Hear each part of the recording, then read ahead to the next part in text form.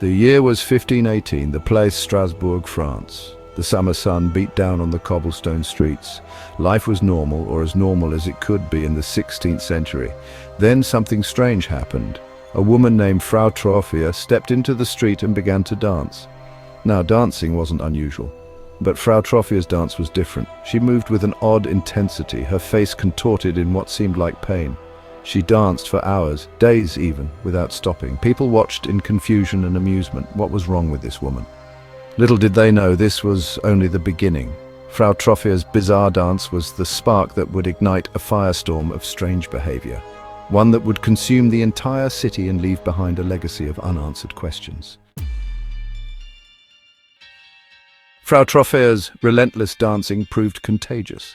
Within days, others in Strasbourg began to mimic her strange movements. They danced with the same wild abandon, their bodies twisting and contorting. What began as a solitary act of madness had transformed into a collective frenzy. The number of dancers swelled. 30, then 40, then hundreds of people flooded the streets, their bodies overtaken by the inexplicable urge to dance. The music, if you could call it that, was the sound of their own shuffling feet and ragged breaths. The city of Strasbourg, once a place of commerce and community, had become an open-air asylum. The dancing was constant, relentless. Day and night the afflicted moved, their bodies pushed to their absolute limits. Sleep was a distant memory, food an afterthought. The citizens of Strasbourg, and indeed the world, had never seen anything like it. The relentless dancing took a horrifying toll on the participants. Their bodies, racked with exhaustion, began to fail. Muscles cramped and spasmed, feet blistered and bled. Still they danced. Confusion reigned. What was causing this strange affliction? Was it a curse, a disease, some form of divine punishment? Physicians were baffled. The church had no answers. Theories were tossed about, but none held water. Fear and desperation gripped the city. The situation in Strasbourg had spiraled completely out of control. The dancing plague, as it came to be known, exposed the limits of knowledge and the fragility of the human mind. Section 4. Seeking answers.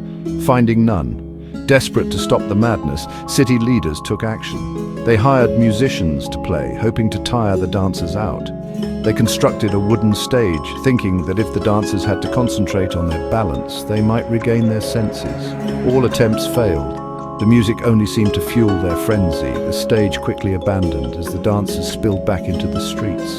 Theories abounded. Some blamed hot blood, others demonic possession. Some pointed to the alignment of the stars, others to the wrath of God.